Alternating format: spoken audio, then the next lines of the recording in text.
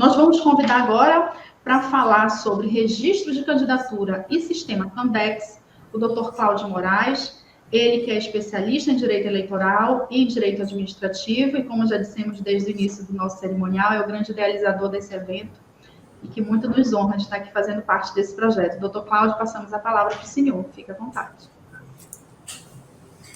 Obrigado, Luciana. Bem, vou iniciar aqui a minha fala novamente agradecendo a participação de todos e todas também que estão aí acompanhando o nosso seminário ao vivo, online. As pessoas que não puderem participar nesse momento ao vivo vão ter a oportunidade posteriormente de assistir esse evento. A equipe da revista também fará posteriormente os famosos cortes para poder também colocar as palestras de forma individualizada dentro do canal do YouTube da revista, no próprio site da revista e também nas redes sociais. Bem, o tema de hoje, deixa inclusive eu me programar aqui com o meu cronômetro, para eu poder também ser fiel aqui ao tempo que foi destinado para mim. Bem, o tema meu de hoje aqui, ele é registro de candidatura. E por que eu optei por tratar sobre registro de candidatura? Eu disse mais cedo, antes do doutor Eduardo Miriba, que a data desse evento de hoje ela é uma data estratégica porque o evento, o seminário, após o período final das convenções partidárias, que foi dia 5 de agosto, e antes do prazo final para que os partidos possam fazer o requerimento de registro de candidatura dos seus respectivos candidatos e candidatas, que será no dia 15 de agosto. A partir do dia 16 de agosto, a gente tem aí oficialmente o período eleitoral, né? As pessoas, os candidatos já podem pedir votos. Não significa que já podem fazer gastos, mas já podem pedir votos a partir do dia 16 de agosto, conforme a nossa legislação. E eu queria falar aqui de cara por que eu escolhi registro de candidatura. Bem, pelo simples fato do seguinte raciocínio. Se o candidato ou a candidata não passar corretamente pelo registro de candidatura, poderá nem ser votado. E se for votado e eleito, poderá não ser diplomado. E se diplomado, poderá não tomar posse. E se for empossado, poderá ter seu mandato cassado posteriormente. E por que isso? Porque justamente para que todo esse processo ocorra de forma regular, é preciso que o registro da candidatura seja muito bem devidamente atendido pelos candidatos e candidatas que participam do processo eleitoral. Ou seja, absolutamente todos os candidatos e candidatas precisam cuidar rigorosamente do seu registro de candidatura, desde o início até o final, para que a decisão definitiva da Justiça Eleitoral, ao final, seja positiva, seja pelo deferimento, autorizando o seu registro de candidatura. Então, aliás, aviso também a todos que aqueles que disputam o cargo eletivo, né, só pode ser considerado candidato aquela pessoa que disputa um cargo eletivo nas eleições de 2022, só pode ser considerado candidato efetivamente quando houver o trânsito em julgado. Isso é uma dúvida corriqueira das pessoas, né? Há quem entenda que após a aprovação em convenção partidária, a pessoa já é considerada candidata ou candidato, mas não é. Entre o registro entre a aprovação em convenção partidária e até a efetiva decisão da Justiça Eleitoral, a final, a sentença que transitou em julgado, deferindo, autorizando o registro da candidatura, todo esse período, a pessoa ainda é um pré-candidato ou uma pré-candidata. Tá? Então, tecnicamente, o cidadão só será considerado candidato quando houver o trânsito julgado do seu registro de candidatura. Então, por isso, importante demais a atenção devida para esse momento do período eleitoral. Em relação também, não só à data específica, a data estratégica desse seminário, eu também entendo que as informações que serão disseminadas, que serão repassadas, transmitidas nesse seminário, elas realmente, reitero, serão de fundamental importância para todos os envolvidos no processo eleitoral. Não somente os candidatos ou candidatas, mas também para a sua equipe de campanha, a equipe administrativa. Inclusive, foi um dos motivos pelo quais eu optei por falar sobre o registro de candidatura, porque é o nascedouro de tudo. A gente tem um processo interno de aprovação, de escolha dos candidatos na comissão partidária, mas a partir desse momento, cada candidato e candidata precisam entender que eles devem assumir uma responsabilidade especial nesse momento, a partir do momento da aprovação em convenção partidária. Por quê? É muito comum, e eu quero que esse diálogo nosso, essa minha participação seja realmente um bate-papo, embora eu não tenha o feedback de vocês nesse momento, ao vivo, mas eu queria poder estar falando de uma forma como se eu estivesse conversando com alguém, com as pessoas que conhecem um pouco do processo eleitoral, conhecem um pouco do dia a dia de uma campanha eleitoral. Então, vou tentar utilizar alguns termos práticos, algumas histórias, alguns fatos, algumas questões que quem lida, quem participa, sabe muito bem do que eu vou estar falando, até para sair aqui da parte eminentemente técnica. A gente terá outras palestras hoje aqui dentro do seminário que são altamente técnicas, tá? De alta relevância para o processo eleitoral, especialmente para o processo eleitoral de 2022. E eu optei por trazer uma pauta que pudesse somar, pudesse aglutinar tanto a parte técnica, obviamente, porque não há condições de falar sobre registro de candidatura sem falar de forma técnica. Até porque nós temos prazos, nós temos regras estabelecidas na legislação eleitoral, na lei das eleições, na resolução que trata sobre registro de candidatura, a resolução do TSE. Mas também eu queria mesclar esses conhecimentos, essas informações técnicas, com também a realidade do dia a dia das campanhas eleitorais.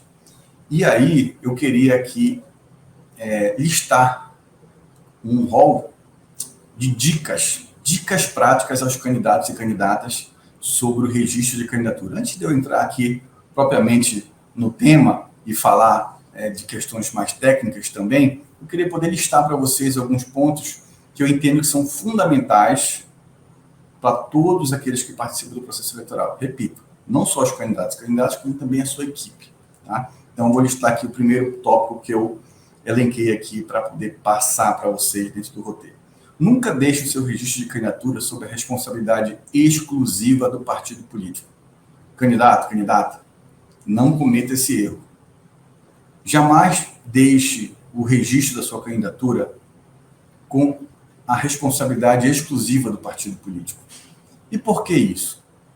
Ao longo do nosso bate-papo, vocês vão perceber por que isso. Por que eu elenquei esse primeiro ponto, esse primeiro item como fundamental para o processo eleitoral. De você nunca deixar sob a responsabilidade exclusiva do partido político o registro da candidatura. Eu já participei de partido político, de diretório estadual.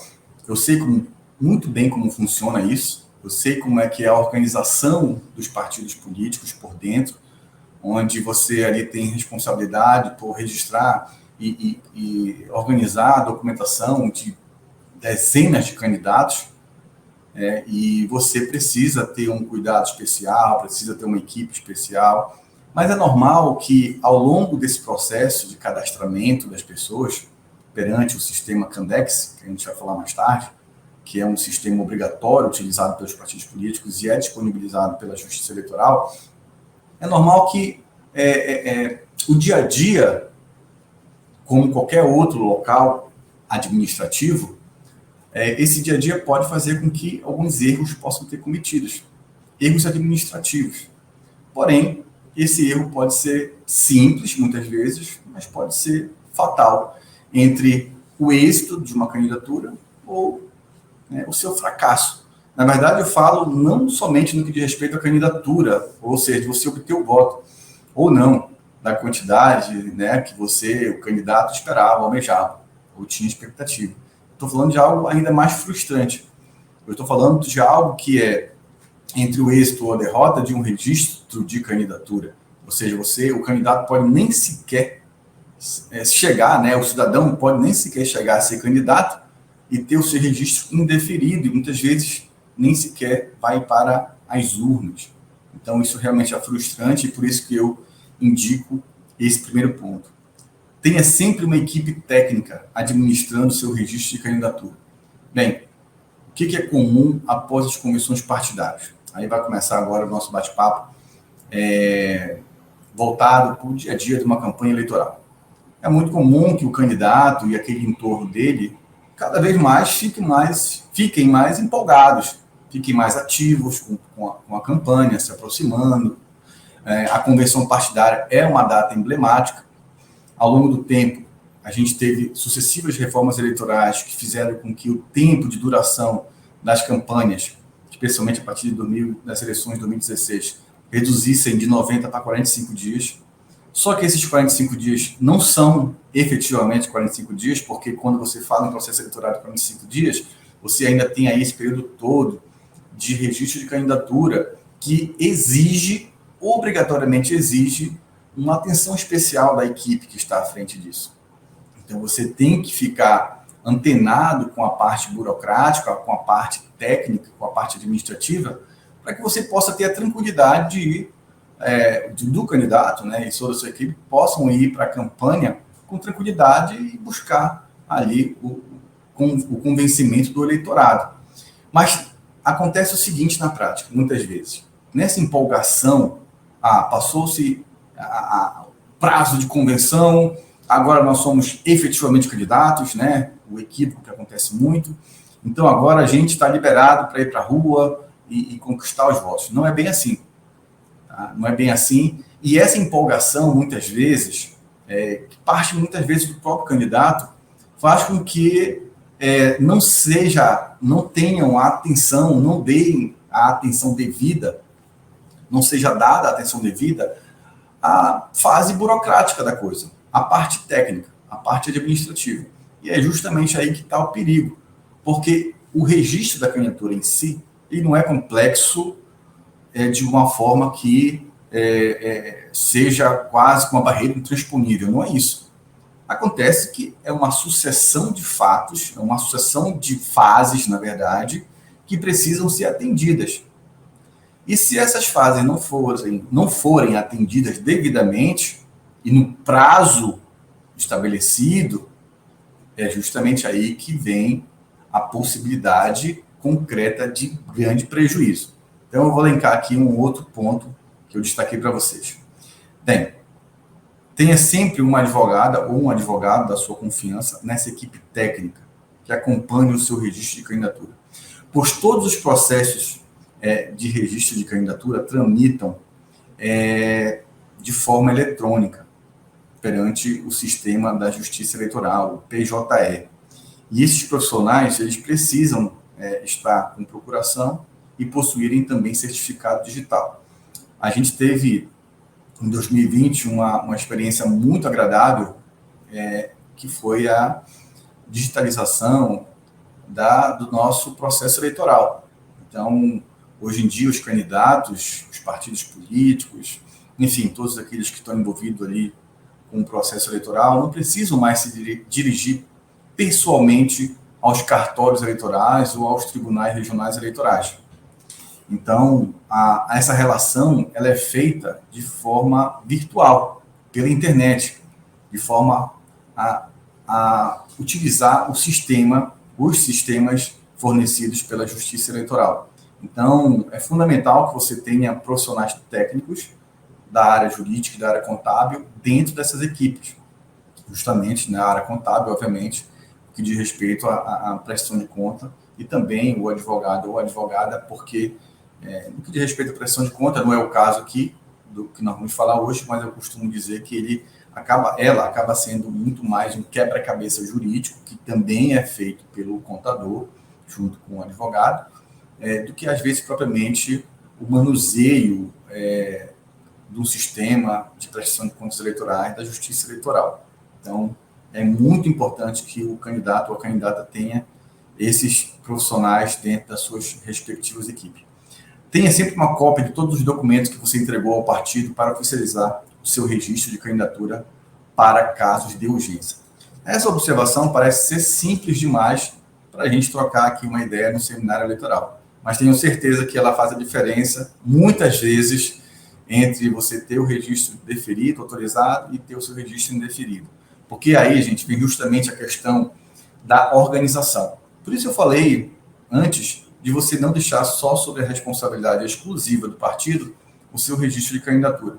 Porque imagina você que uma equipe administrativa dos partidos políticos, e eu acredito que não são tão diferentes assim os partidos, tá? A gente conheço algumas direções partidárias, estaduais, e a gente sabe que nem sempre existe ali um corpo técnico que possa suportar ali uma demanda grande de situações que o registro de candidatura demanda, ele exige, para um curto espaço de tempo. Então, por isso que, nesse momento, quando também existe ali outras pessoas que participam desse processo de registro, pode haver um equívoco, pode haver uma falha, pode haver ali a não juntada de uma certidão de antecedentes criminais, por exemplo, que a gente vai falar mais na frente. Ou seja, um ato que tecnicamente é simples, juntar lá no sistema de registro de candidatura, o Candex, uma certidão, é simples, o procedimento é simples. Mas se não houver a juntada e for apresentado o registro da candidatura sem essa documentação, aí essa diligência que era simples passa a se tornar algo que pode acarretar prejuízos. Então, por isso eu falo que a atenção da assessoria que acompanha o candidato e a candidata, ou a candidata, esse acompanhamento é fundamental, justamente fazendo ali aquele checklist, fazendo aquele acompanhamento, a dupla checagem nos documentos do seu cliente, do seu candidato ali que está sendo assessorado por essas pessoas, por esses profissionais, tá? E outro detalhe, que é a última dica prática que eu falo sobre registro de candidatura. Informe ao partido político os contatos de todos os seus assessores, que estão responsáveis pelo seu registro de candidatura. Ou seja, todos aqueles que estão envolvidos dentro dessa parte burocrática, é necessário que o partido tenha conhecimento, tenha contato desses dados, dessas informações, dessas pessoas. Eu vou contar um caso concreto que aconteceu nas eleições de 2006. Vários candidatos do interior, as eleições de 2006 eram eleições gerais também, e aí vários candidatos chegaram na capital, apresentaram seus documentos e voltaram para os seus respectivos municípios. Eram candidatos a deputado estadual e federal, e a internet da época não era como a de hoje. Nosso acesso à comunicação não era tão facilitado como hoje, né, com os aplicativos de mensagem, facilitando a vida de todo mundo, o diálogo, uma chamada de vídeo, inclusive, quer dizer, era uma outra realidade que nós vivíamos. E aí, o que aconteceu? Um candidato precisava apresentar a fotografia que a resolução do TSE exige, nos moldes que ela exige. Mas o partido político não conseguiu contato com esse candidato. Por quê? Porque o município onde ele morava, a sua base, o seu reduto eleitoral e todo o entorno, possuía uma dificuldade de acesso já complicada. O acesso a essa realidade, a essa localidade, já era difícil por telefone. E aí o que aconteceu? O candidato, empolgado, já aprovado em comissão partidária, entendeu que já era candidato oficial, né? Como eu falei agora há pouco, ele entendeu que após a aprovação em comissão partidária, ele entregou alguns documentos ao partido, e aí ele já se sentiu no direito de poder cair em campo e buscar os votos pelo interior, ali ao redor do município que ele tinha como reduto, como base eleitoral. O problema é que esses municípios que ele viajava eram municípios que possuíam uma maior dificuldade de conexão. E ninguém encontrava esse candidato, ninguém encontrava esse cidadão, né, o pré-candidato, até então pré-candidato.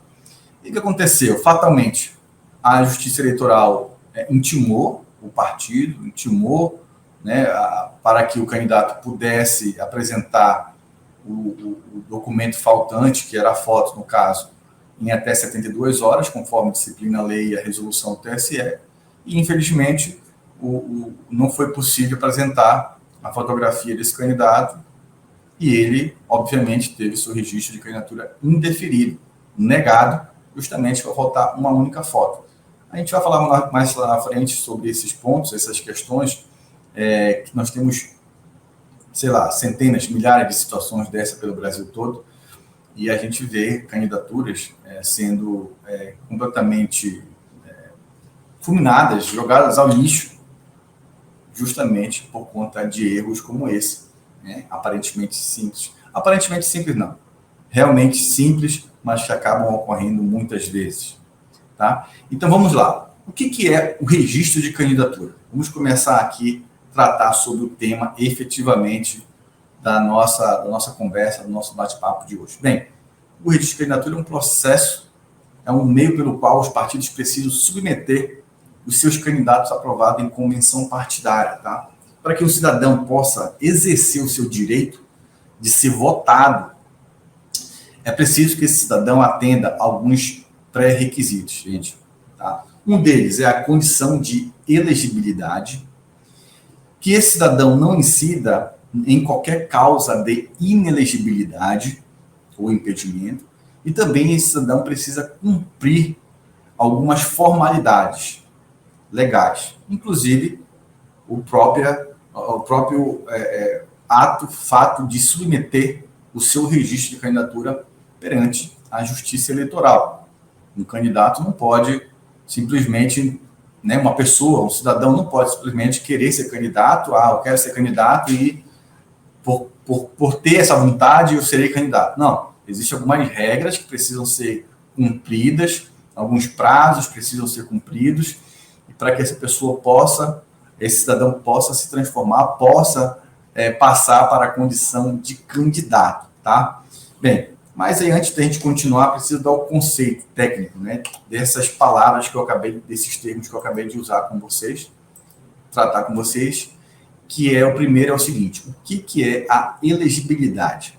Porque a gente vai falar muito sobre isso, então não é legal que eu fale aqui, eu também preciso entender que muitas pessoas que estão nos assistindo, que vão nos assistir no futuro próximo, obviamente não precisam, não são obrigados a conhecer os termos que nós estamos utilizando aqui, muito embora sejam termos jurídicos. Eu vou tentar sempre simplificar o diálogo para não ir para esse tecnicismo jurídico, mas alguns termos são inevitáveis da gente falar. Então, vou tentar explicar para vocês de uma forma muito resumida, muito simples, para que fique mais fácil o entendimento, tá? Então, o que é a elegibilidade? É a capacidade de ser eleito, tá? O que é elegibilidade? Repito, é a capacidade de ser eleito. É o direito do cidadão de ser escolhido mediante votação direta ou indireta para representar o povo, tá? Então, uma pessoa é elegível quando ela está apta a receber voto. Ela pode ser votada, tá bom? E o que é a inelegibilidade? A gente falou agora o que é elegibilidade. E agora eu vou explicar o que é a inelegibilidade. Ao contrário, a inelegibilidade ela importa no impedimento temporário da capacidade eleitoral passiva do cidadão, que consiste na restrição de ser votado. A pessoa, quando ela está inelegível, ela está, por um certo período, impedida de receber votos, de ser votada. Tá? Então, de forma resumida, são esses os conceitos que eu preciso passar para vocês, para que a gente possa passar aqui para a fase seguinte e o que eu vou falar possa ser melhor entendido por vocês. Tá, também outro termo que eu vou precisar explicar para vocês é o seguinte: o que é condição de elegibilidade? tentar explicar aqui de forma didática. Bem, condição de elegibilidade. O que eu preciso ter como requisito, como condição para eu poder ser eleito, para eu poder ser votado por alguém, votado pelo povo? Bem, o parágrafo 3º do artigo 14 da Constituição Federal, tá, prevê como condição ou condições de elegibilidade, na forma da lei, os seguintes itens, os seguintes pré-requisitos. A nacionalidade brasileira, primeiro ponto. 2, o pleno exercício dos direitos políticos. 3, o alistamento eleitoral. 4, o domicílio eleitoral na circunscrição. Quando a gente fala de eleição municipal, a pessoa, o cidadão, precisa ter o seu domicílio eleitoral no município do qual ele vai disputar as eleições, seja para prefeito ou seja para vereador. Se nós estamos falando de eleições gerais, então, se você está falando de um candidato ao cargo de deputado federal, estadual, senador da República ou governador do estado ou Distrito Federal, você precisa ter domicílio eleitoral naquele estado ou no próprio Distrito Federal. Presidente da República, obviamente, o cidadão precisa ter domicílio eleitoral em qualquer lugar do Brasil. Um outro pré-requisito para a condição de elegibilidade é a filiação partidária. Tá? Então, a filiação partidária, ela é uma condição obrigatória para que todos os cidadãos possam participar do processo eleitoral como candidatos. E aqui eu preciso fazer uma observação que eu entendo pertinente, que é a seguinte: a lei dos partidos políticos, a lei das eleições, quando elas estabelecem uma data, um prazo mínimo de filiação partidária, isso não vai impedir, no caso atualmente é um prazo de 6 meses, então todo candidato ou candidata que pretenda, todo cidadã que pretenda concorrer a um cargo eletivo, precisa estar filiado, no mínimo, conforme a lei, no prazo de 6 meses antes do processo eleitoral. Mas, se o partido estabelecer no seu estatuto partidário um prazo superior a 6 meses, é esse prazo do estatuto que deverá ser atendido. Então, alguns partidos optam por disciplinar, por exemplo, 1 ano de filiação partidária, no mínimo, para que o filiado possa disputar convenção partidária e possa ser um candidato pelo partido. Por que isso? O partido tem autonomia de dispor esse prazo mais elástico, ele não tem autonomia para diminuir de 6 meses. A lei estabeleceu 6 meses como mínimo, então o partido não pode chegar lá e estabelecer menos que 6 meses, isso não. Mas ele pode estabelecer um prazo maior. É justamente pela autonomia partidária. Então, um partido pode entender que para uma pessoa, para que ela tenha um maior conhecimento, uma maior interação com a legenda, com os dogmas do partido, com a doutrina do partido, o partido pode entender que um prazo mínimo para essa relação se tornar mais concreta é um prazo de 1 ano. Então, esse prazo de 1 ano deve ser respeitado pelos filiados para que eles possam pleitear um cargo eletivo. Tá? E outra condição é a idade mínima. Então, toda eleição possui, todo cargo eletivo a ser disputado possui uma idade mínima que o cidadão precisa atender, que o candidato, vou falar assim, candidato para ficar mais fácil, o candidata, precisa atender para disputar o processo eleitoral. Então, por exemplo, 35 anos para o cargo de presidente ou vice-presidente da República e senador, 30 anos para o cargo de governador e vice-governador de Estado e do Distrito Federal, 21 anos para os cargos de deputado federal, estadual ou distrital, prefeito, vice-prefeito e juiz de paz, e 18 anos para o cargo de vereador. Aí tem um detalhe aqui, uma observação importante. Muito embora nós não estejamos no ano de eleições municipais, mas é importante a gente falar sobre esse detalhe. Todos os outros cargos, com exceção do cargo de vereador, a data de aferição para saber se essa idade ela é atingida, ela vai ser cumprida, é a data da posse. Tá? Então, o candidato a presidente da República, que se candidata com 34 anos, ele pode se candidatar, ele pode registrar sua candidatura com 34 anos, desde que, até a dia da posse, ele complete os 35 anos que a Constituição exige.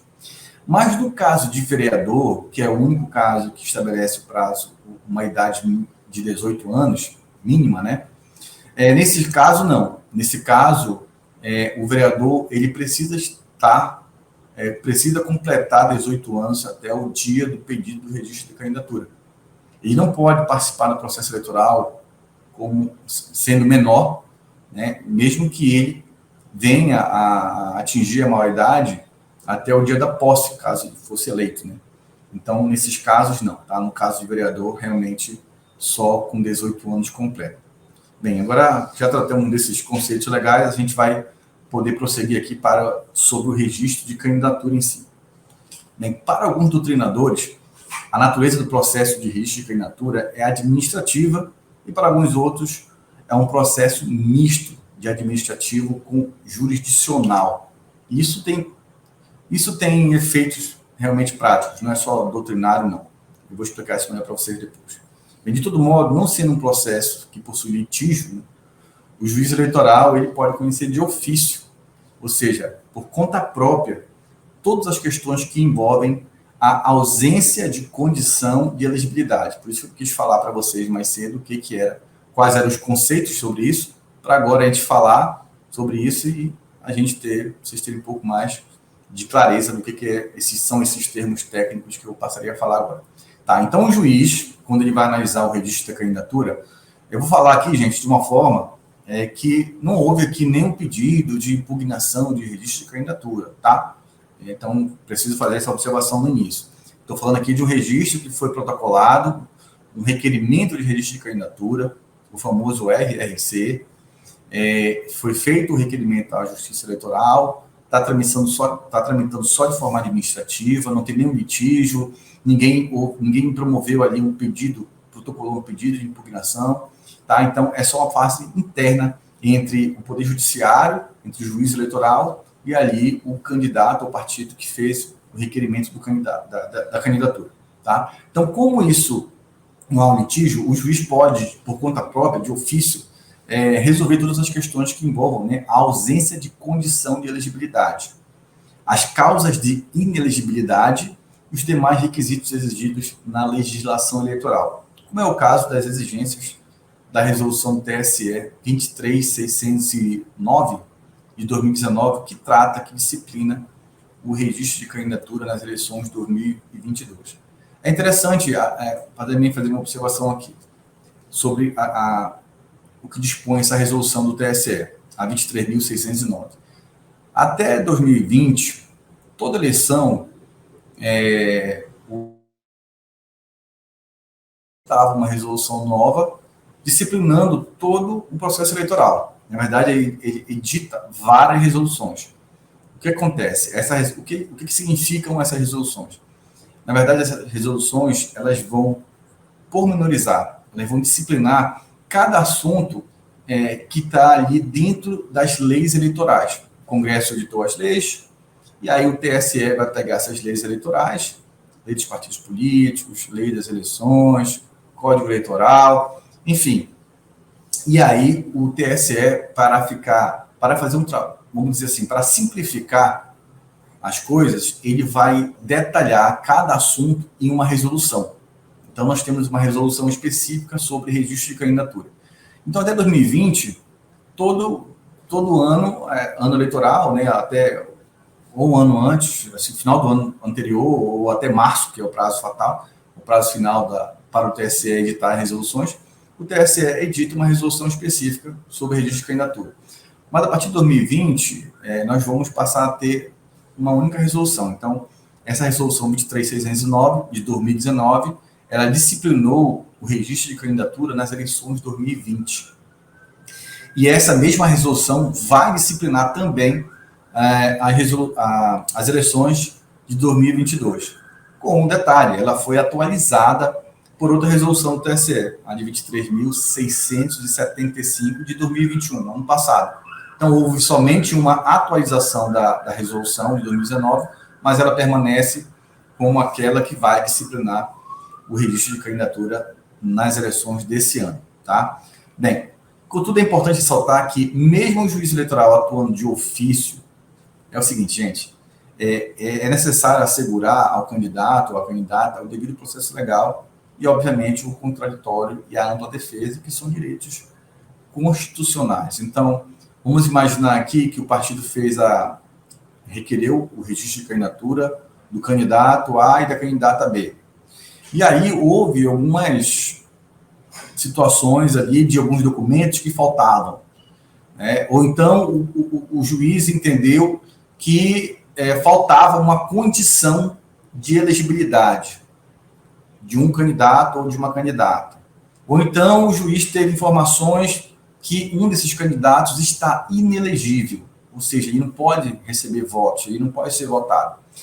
Esse juiz ele pode, de ofício, ao detectar isso, né, proceder de forma a indeferir o registro. Ok. Entretanto, ele não pode fazer isso sem que ele, antes,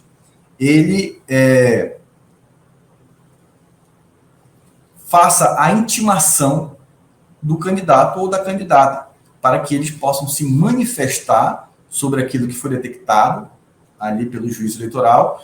E aí sim, depois dessa manifestação dos candidatos, é que o juízo eleitoral, ou o Tribunal Eleitoral, Regional Eleitoral, poderá, ou o TSE, poderá proferir a sua sentença, tá? Sobre aquela situação detectada ali de forma administrativa. Isso, inclusive, é objeto de uma súmula do TSE, a súmula 45. Essa súmula 45 do TSE, ela disciplina o seguinte: nos processos de registro de candidatura, o juiz eleitoral pode conhecer de ofício da existência de causas de inelegibilidade ou de ausência de condição de elegibilidade, tá? Desde que resguardados o contraditório e a ampla defesa. Bem, isso acaba não sendo algo tão, vamos dizer assim, surpreendente, mas é importante que os candidatos, as candidatas, os partidos, toda a sua equipe entendam que isso é dessa forma, saibam, até porque, por mais que não seja algo de outro mundo, algo que, vamos dizer assim, seria algo natural, mas nem sempre isso acontece. Então, pode haver, sim, também, quando eu falei mais cedo que pode haver um erro perante o partido político, por isso que é importante os candidatos terem ali as suas equipes à frente. Isso também pode acontecer, obviamente, dentro do Poder Judiciário. A gente está falando de seres humanos, a gente está falando de pessoas que podem cometer falhas. Então, ali, e a Justiça Eleitoral, importante até a gente fazer um adendo nesse momento, a Justiça Eleitoral, ela, nesse período de registro de candidatura, até por conta da diminuição dos prazos do período eleitoral, ela fica sobrecarregada de processos. Então, a gente tem uma quantidade grande de candidaturas, muito embora tenhamos reduzido um pouco agora com as novas regras do quantitativo de vagas, mas, mesmo assim, o volume de trabalho é grande, o processo eleitoral ele não para, sábado, domingo, feriado, e muitas vezes a equipe técnica, a equipe da Justiça Eleitoral, ela fica ali com muito acúmulo de trabalho, tá? Um volume grande que chega de uma vez só, e obviamente às vezes a sua estrutura não suporta todo esse volume de uma forma que o trabalho possa ser feito de uma forma muito tranquila. Não. Felizmente, a Justiça Eleitoral sempre dá conta do recado. Deixo aqui meus parabéns ao trabalho da Justiça Eleitoral durante todo o processo eleitoral, não só em ano eleitoral, mas, na verdade, todo o preparativo, tudo aquilo que a Justiça Eleitoral. Nós teremos hoje uma palestra com o juiz eleitoral Diogo Conduru, que falará sobre o desafio da Justiça Eleitoral, mas eu, na condição de advogado eleitoralista, que conheço também por dentro o processo eleitoral, conheço por dentro também o dia a dia, a dificuldade da Justiça Eleitoral, preciso também render aqui minhas homenagens à Justiça Eleitoral por sempre fazer um trabalho especial, diferente, de alta qualidade e, com certeza, nem sempre o quantitativo ali de servidores, de equipamentos, são suficientes para atender ali a avalanche, a quantidade grande que nós temos de informações de registro de candidatura. Mas, mesmo assim, ao final, sempre temos resultados positivos com a atuação desses profissionais da Justiça Eleitoral, que a Revista Eletrônica Cidades e Negócios também rende as suas homenagens, tá? Bem, e quando as condições de elegibilidade e as causas de inelegibilidade devem ser aferidas? Quando? Em que momento? Bem, sobre esse ponto, devemos entender, desde já, que não há um momento único, gente, fatal. Quando é feito o registro de candidatura, é feito o pedido, nesse momento, e somente nele, é feito ali a análise da condição de elegibilidade do candidato, então, a verificação se ele possui, né, se ele está inelegível. Não. Mas, preferencialmente, podemos colocar esse momento como referencial, tá? Então, no momento que o partido faz protocolo de registro da candidatura, sim, esse é o momento, talvez, principal que nós temos para a aferição dessas duas características, dessas duas condições de elegibilidade ou as causas de inelegibilidade, tá? Mas não é somente nesse momento, tá? Esse momento é justamente da formalização do requerimento de registro de candidaturas realizado pelos partidos, coligações ou as federações. O parágrafo 10 do artigo 11 da Lei das Eleições disciplina o seguinte: as condições de elegibilidade e as causas de inelegibilidade devem ser aferidas no momento da formalização do pedido de registro de candidatura. Aí vem um detalhe importante aqui. Ressalvadas as alterações fáticas ou jurídicas supervenientes ao registro que afastem a inelegibilidade, tá? Então, dessa forma, podemos concluir que a causa de inelegibilidade e a ausência de condição de elegibilidade, inicialmente detectadas lá no início, quando é feito o requerimento de registro de candidatura, elas poderiam ser afastadas posteriormente em razão de alterações fáticas ou jurídicas ocorridas após o pedido de registro de candidatura. Em outras palavras, gente, isso significa o seguinte, que se um candidato teve seu registro inicialmente indeferido pela Justiça Eleitoral, essa situação pode se reverter se até o dia da eleição essa inelegibilidade ou a ausência de condição de elegibilidade não mais existirem em razão de demandas, né, de mudanças fáticas, na verdade, ou jurídicas, como disciplina o parágrafo 10 do artigo 11 das eleições, como eu acabei de comentar aqui com vocês o texto da lei. Nesse caso, teremos a elegibilidade superveniente, ou seja, inicialmente a pessoa era inelegível no registro da candidatura, mas ao longo do processo eleitoral, até o dia da eleição, ela se tornou elegível. Então, é justamente isso que esse artigo trata.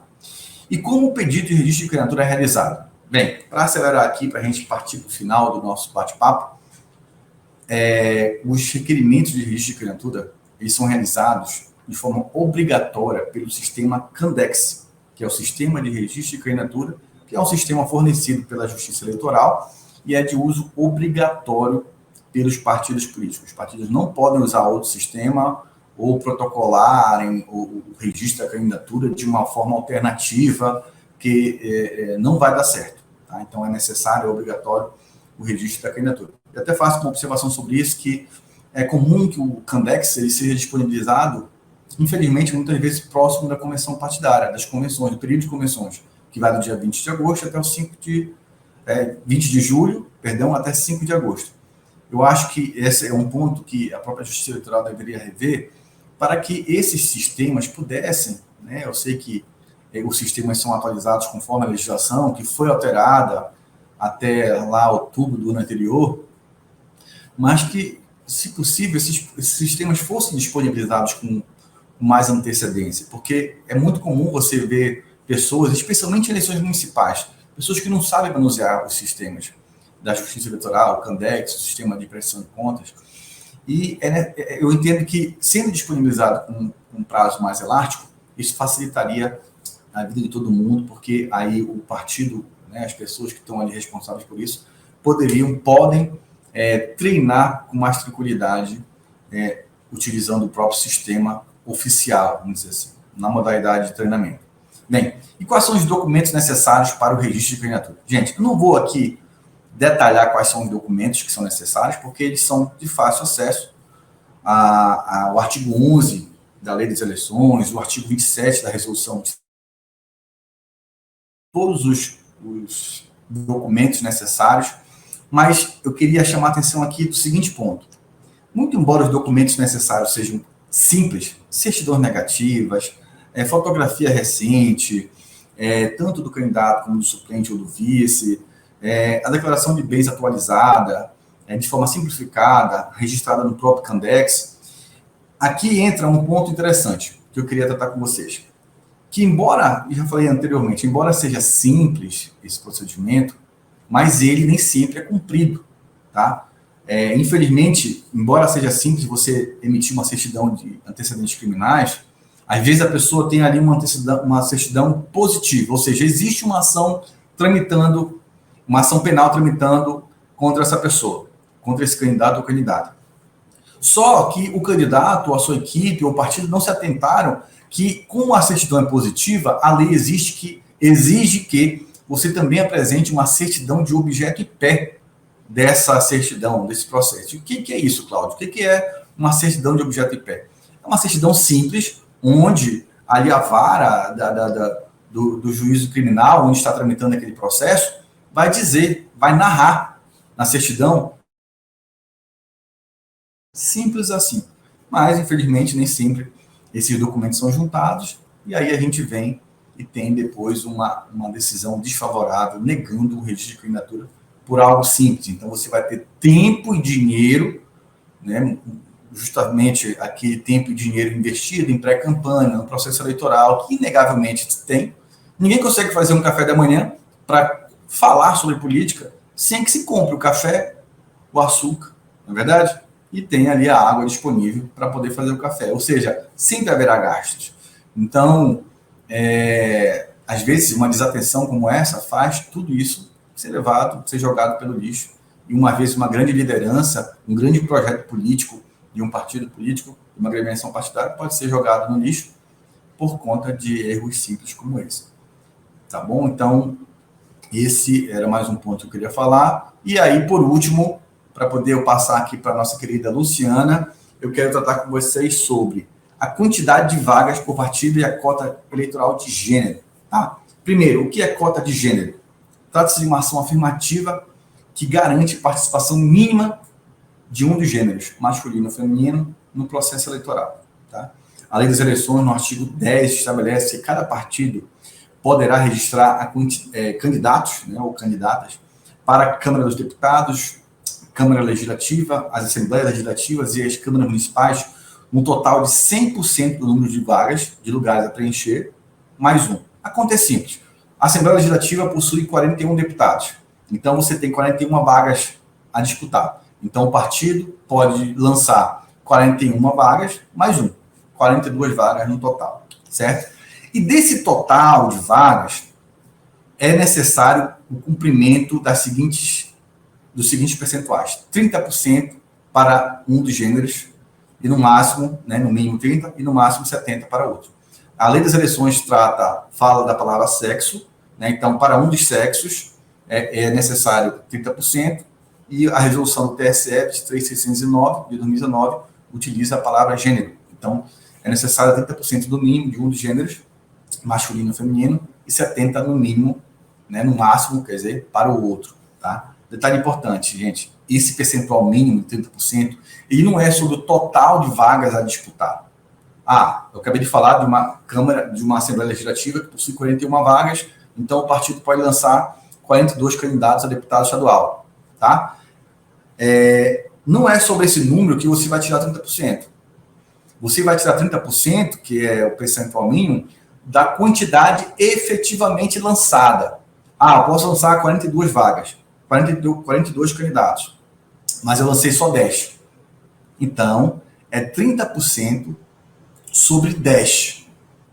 30% sobre 10 é o percentual mínimo que você precisará lançar, ou candidatas femininas, ou candidatas mulheres, ou homens. Tá? Então, masculino ou feminino. É essa a regra. É 30%, tá? O percentual é 30% sobre efetivamente lançado, e não aquele que poderia lançar, tá? Sobre a quantidade que poderia lançar. E concluindo, para concluir aqui, eu reitero as orientações iniciais para que os candidatos e candidatas assumam a responsabilidade dos seus respectivos registros de candidatura, não transferindo tal responsabilidade exclusivamente para os partidos políticos, tendo em vista que um simples erro administrativo pode ser fatal. Por isso, é preciso somar os esforços da equipe administrativa do partido, né, com a equipe particular do candidato ou da candidata, para que o resultado positivo seja alcançado sem surpresas desagradáveis. Então é isso, pessoal. Agradeço a atenção. A revista Cidades e Negócios, a partir de hoje, passará a promover vários eventos com conteúdo jurídico, sempre voltado para temas relacionados à administração pública, de modo geral. Por estarmos no ano eleitoral, obviamente, o direito eleitoral terá uma vitrine especial, mas a nova lei de licitações, o novo marco do saneamento básico, bem como muitas outras políticas públicas de envergadura nacional, serão objetos de análises, estudos e debates aqui na revista a partir de hoje. E não esqueça de curtir também, que eu também recebi aqui uma orientação da nossa querida Luciana aqui no nosso bate-papo, no chat interno, para pedir para vocês curtirem, comentarem, compartilharem os conteúdos da revista, para ajudar no projeto da revista eletrônica Cidades e Negócios, para que muitos outros eventos como este possam ser ofertados, possam ser oferecidos aqui, não só de forma online, também como de forma presencial, é o que será feito a partir de hoje, de modo a disseminar o conhecimento jurídico sobre assuntos relevantes e de interesse da sociedade. É com você agora, Luciano.